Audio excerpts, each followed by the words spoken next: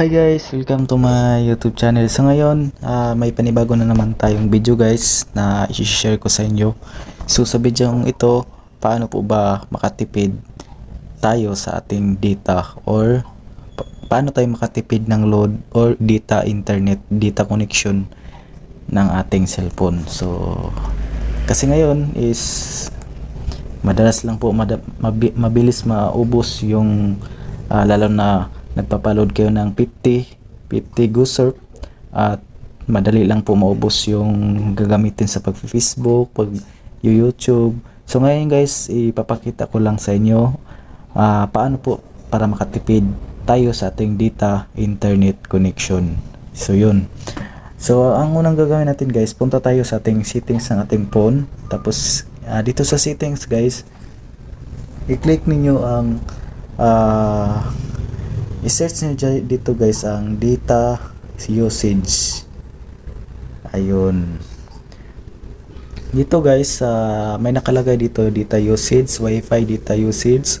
So ang i-click natin data usage kasi yung gamit natin is data. Pero ang gamit ko ngayon guys is wifi. Dito guys, ito po yung mga application na nag-run ng internet connection na nagko-consume ng data ninyo guys, nagko-consume ng inyong data connection.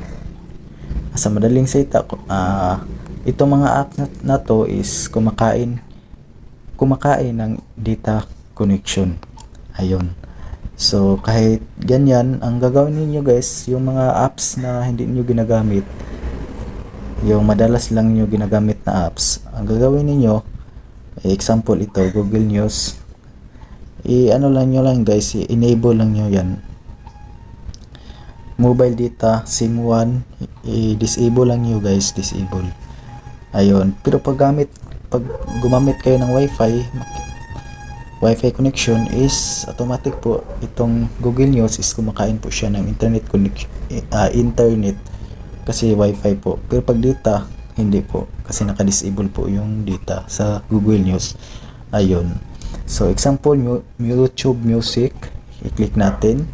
So dito naka-enable po yung mobile data SIM 1, mobile data SIM 2. Pag i-on po natin mobile data natin sa SIM 1, tapos may data connection na GoSurf, kumakain po siya ng data itong YouTube Music. Para makatipid tayo sa ating data guys, ang gagawin natin i-disable lang natin yan. Ayun. Tapos yun ang disable natin. Tapos back tayo, pili tayo ng ibang apps na i-disable natin. Example, itong Gigalife, tapos i-disable natin. Ayun. Pero kung gusto nyo i-enable guys, balik lang ninyo. Ayun, yun ang gagawin nyo guys. At yun lang po ang gagawin nyo guys para makatipid kayo ng inyong data connection, data internet connection ng inyong mga mobile phone, para makatipid kayo. Para nagtataka na lang kayo ba't mabilis maubos yung GoSurf ninyo, kasi yung mga ibang apps is kumakain po yan ng internet connection. At dito lang po nagtatapos ng video guys. Thank you for watching.